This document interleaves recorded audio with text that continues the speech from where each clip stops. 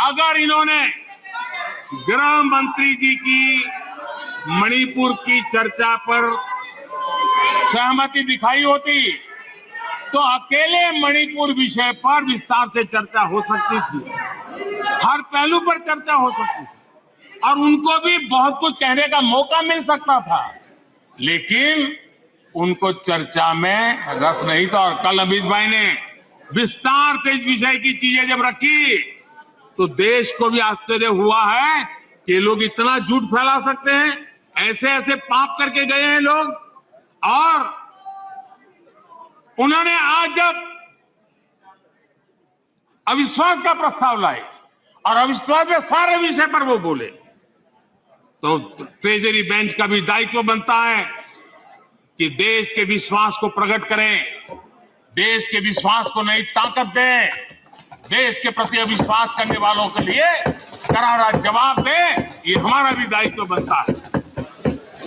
हमने कहा था अकेले मणिपुर के लिए आओ चर्चा करो, गृह मंत्री जी ने चिट्ठी लिख करके कहा था, उनके विभाग से जुड़ा विषय था, लेकिन साहस नहीं था, इरादा नहीं था और पेट में पाप था, दर्द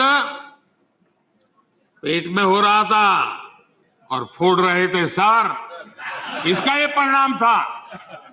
आदरणीय अध्यक्ष जी, मणिपुर की स्थिति पर देश के गृह मंत्री श्रीमान अमित शाह ने कल 2 घंटे तक विस्तार से और बड़े धैर्य से रत्ती भर भी राजनीति के बिना सारे विषय को विस्तार से समझाया, सरकार की और देश की चिंता को प्रकट किया और उसमें देश की जनता को जागरूक करने का भी प्रयास था। उसमें इस पूरे सदन की तरफ से एक विश्वास का संदेश मणिपुर को पहुंचाने का इरादा था, उसमें जन सामान्य को शिक्षित करने का भी प्रयास था, एक नेक ईमानदारी से देश की भलाई के लिए और मणिपुर की समस्या के लिए रास्ते खोजना एक प्रयास था। लेकिन सिवाय राजनीति कुछ करना नहीं है, इसलिए इन्होंने यही खेल किए, यही स्थिति किया। कल वैसे विस्तार से अमित भाई ने बताया है, मणिपुर में अदालत का एक फैसला आया। अब अदालतों में क्या हो रहा है वो हम जानते हैं और उसके पक्ष विपक्ष में जो परिस्थितियां बनी, हिंसा का दौर शुरू हो गया और उसमें बहुत परिवारों को मुश्किल हुई, अनेकों ने अपने स्वजन भी खोए, महिलाओं के साथ गंभीर अपराध हुआ और ये अपराध अक्षम्य है और दोषियों को कड़ी से कड़ी सजा दिलवाने के लिए केंद्र सरकार, राज्य सरकार मिलकर के भरपूर प्रयास कर रही है और मैं देश के सभी नागरिकों को आश्वस्त करना चाहता हूं कि जिस प्रकार से प्रयास चल रहे हैं, निकट भविष्य में शांति का सूरज जरूर उगेगा। मणिपुर फिर एक बार नए आत्मविश्वास के साथ आगे बढ़ेगा। मैं मणिपुर के लोगों से भी आग्रहपूर्वक कहना चाहता हूं, वहां की माताओं, बहनों, बेटियों से कहना चाहता हूं, देश आपके साथ है, ये सदन आपके साथ है।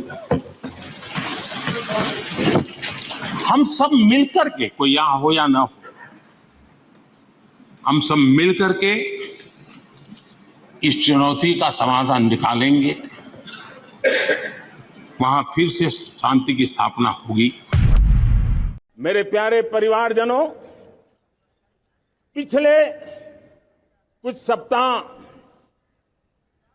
नॉर्थ ईस्ट में, विशेषकर मणिपुर में और हिंदुस्तान के भी अन्य कुछ भागों में, लेकिन विशेषकर मणिपुर में जो हिंसा का दौर चला, कई लोगों को अपना जीवन खोना पड़ा, मां बेटियों के सम्मान के साथ खिलवाड़ हुआ। लेकिन कुछ दिनों से लगातार शांति की खबरें आ रही हैं। देश मणिपुर के लोगों के साथ है। देश मणिपुर के लोगों को पिछले कुछ दिनों से जो शांति बनाए रखी है, उस शांति के पर्व को आगे बढ़ाएं और शांति से ही समाधान का रास्ता निकलेगा। और राज्य और केंद्र सरकार मिलकर के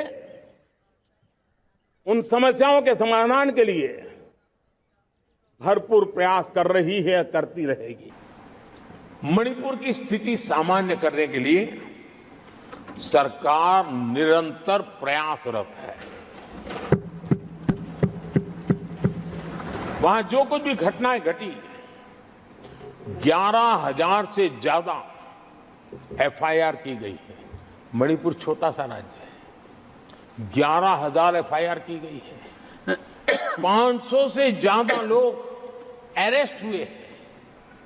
आदरणीय सभापति जी, इस बात को भी हमें स्वीकार करना होगा कि मणिपुर में लगातार हिंसा की घटनाएं कम होती जा रही है। इसका मतलब शांति का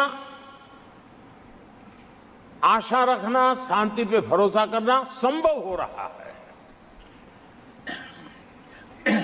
आज मणिपुर के अधिकांश हिस्सों में आम दिनों की तरह स्कूल चल रहे हैं, कॉलेज चल रहे हैं, दफ्तर और दूसरे संस्थान खुले रहे हैं।